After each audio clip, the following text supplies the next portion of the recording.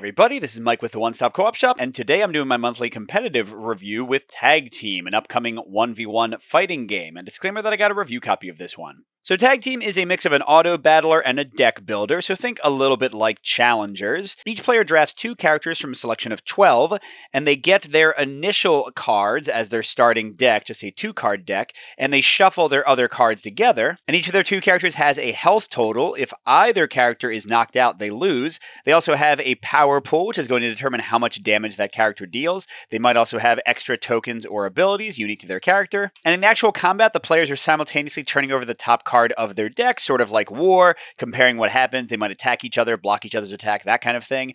And whenever they go through their entire deck, each player takes that shuffled together pile of cards from both characters, draws 3, picks one of them to permanently add to their deck, and also secretly decides where they want to place it within their deck, changing up the order and how the cards match up between them and their opponent. So let's discuss 5 key things to know about Tag Team. So for my number 5 point, the least important to know, but still important or I wouldn't include it in the review, I'm talking about the drafting of characters in the game, and this is a mix for my taste. The game gives you a few different ways to draft, but in the end you're going to end up with 2 characters, and again you're going to be putting them together to battle your opponent. In both drafting methods, each player receives half of the fighters, and they reveal their first picked fighter as the other players decide who they want to have. So while at first this will be super confusing and you'll really have no idea who you should pick, as you play the game more, you can kind of tell which characters go well with each other, which characters kind of counter each other, so you can sort of draft with that knowledge, and then you can draft to counter what your opponent is drafting. So it works pretty well, and combining the characters together is interesting. That being said, the reason this is a mix for me is because we've found, at least in our group, that some characters just seem to combo way better together,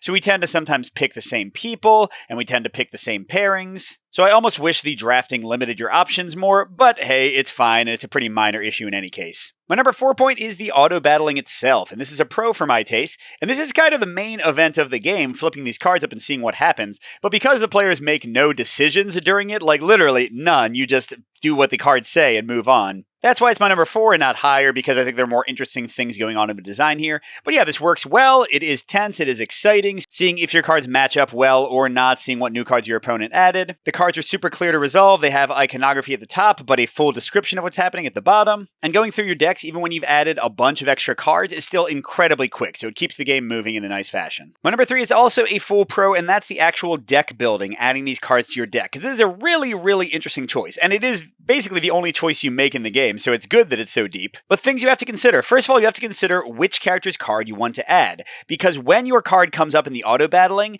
if the opponent deals damage to you, that character is who's being damaged. So if you keep on using the same character over and over, you're really putting yourself in a vulnerable position, because every attack's going to hyper-focus on that one person. They might get killed early and lose you the game. Also, not every card is useful in every situation. Some of them might combo better with your partner, some of them might deal with threats your opponent is putting out there, and you have to decide if you want to counter your opponent, like, ooh, they're hitting you with a really nasty attack. Maybe you should put a block in your deck, but where do you put it? Are they going to leave that card in the same place? So lots of interesting choices, although it's still very quick, lots of variety in how this will play out. It's again really the only strategy you get to control in the game, but it is a lot of fun to think through it. But this goes right into my number 2, which is a mix, kind of focused on the exact same idea, and that's the element of predicting your opponent and bluffing and luck in the game. Because as I noted, you're adding these cards in and you're trying to often counter what your opponent does. They have a really nasty attack, you want to put your card to go in the same place. And some of that requires a bit of memorization. You know, was that attack card 2 in their deck? Was it card 3? And really, when you get down to it, there is a fair element of luck here, because sometimes you just get cards that go really well together or that your opponent is not ready to deal with. You might just hit them really hard before they get a chance to defend. And sometimes you just happen to put your cards in the exact right place or the exact wrong place, counter your opponent perfectly or not at all. But for me, this is a mix and not a con, and honestly it doesn't bother me much at all,